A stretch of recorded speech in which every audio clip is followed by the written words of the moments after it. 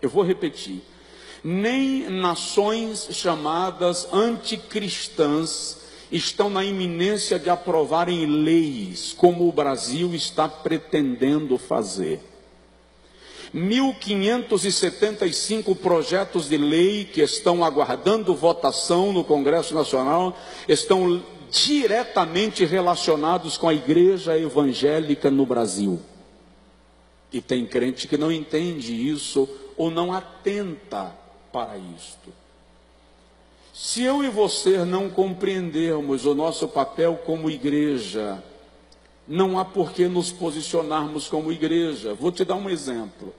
Eu cresci com a igreja brasileira orando para que Deus fizesse cair por terra as cortinas de ferro e as cortinas de bambu dos países fechados para o Evangelho. Eu cresci orando para que a União Republicana Socialista Soviética abrisse caminhos para a pregação do Evangelho, para que Cuba fosse evangelizada, a China, o Vietnã, a Coreia do Norte, Laos, Camboja, nações fechadas para a pregação do Evangelho. E eu que orei para que nações onde o Evangelho fosse proibido, era proibido, fosse abertas as portas.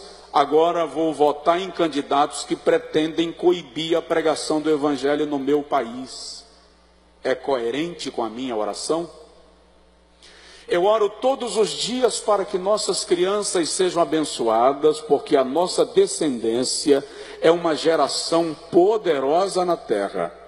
Mas eu vou votar em candidatos que defendem a liberação da pedofilia. A minha oração tem coerência? Nós investimos aqui em centros de recuperação. A nossa igreja apoia alguns centros de recuperação, porque nós cremos que drogados, dependentes químicos e alcoólicos podem ser libertos. Mas eu quero votar em candidatos que pregam a liberação do cultivo e do comércio das drogas. É coerente?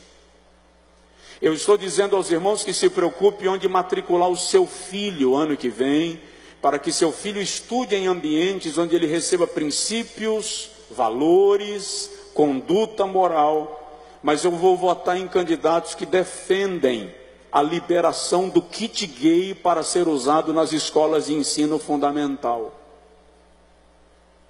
Onde está a coerência do cristianismo que eu prego e da oração que eu faço? Alguns líderes do Brasil e os maiores líderes da igreja evangélica no Brasil se posicionaram em alto e bom som acerca do candidato a presidente que eles estão apoiando, ou que nós estamos apoiando, acerca de candidatos específicos. Eu não gosto da menção direta, não é que eu sou contra fazê-lo, mas gosto que você entenda o que é princípio de liberdade e a exerça com sabedoria e com inteligência. Então, a igreja do Senhor Jesus no Brasil está num momento muito melindroso da sua história.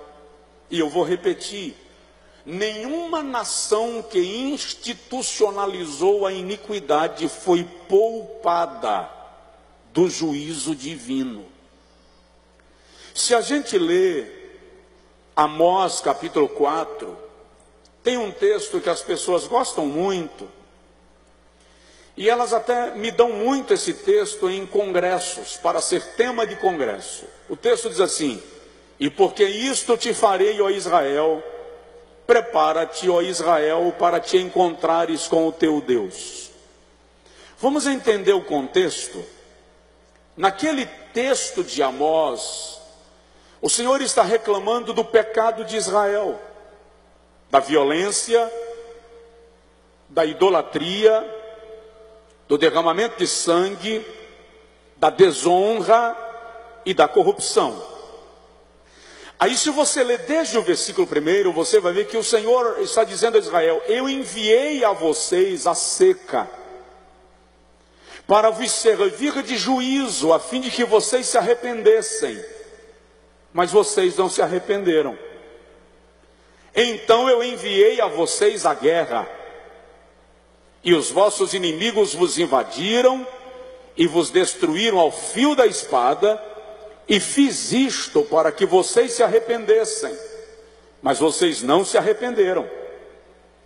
Então eu enviei a fome, para que vocês se arrependessem, mas vocês não se arrependeram.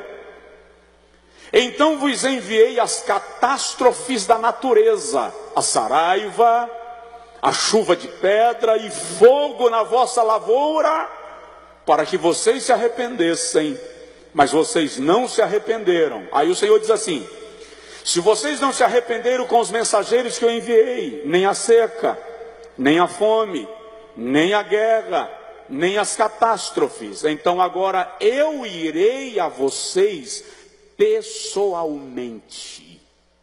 E porque eu irei a vocês pessoalmente para julgar os vossos pecados, então preparem-se para ter um encontro pessoal comigo. Aquela vinda de Deus a Israel era para julgar, era para estabelecer juízo sobre os pecados e a iniquidade do seu povo. Daqui a uma semana nós vamos eleger a deputados estaduais, nós vamos eleger a deputados federais, nós vamos eleger senadores, nós vamos eleger governadores dos estados, trazendo para cá governador do nosso estado, nós vamos eleger um presidente da república. E é preciso que eu e você estejamos em oração esta última semana, porque há ânimos elevados, espíritos eriçados, corações malignizados, mentes diabólicas e uma ação no mundo espiritual acerca deste país. Se você acha que isso não tem nada a ver, dá uma lida em Efésios 6, quando Paulo fala das armaduras do Espírito. E Paulo diz que o mundo espiritual é organizado em hierarquia. E ele diz que existem principados, potestades,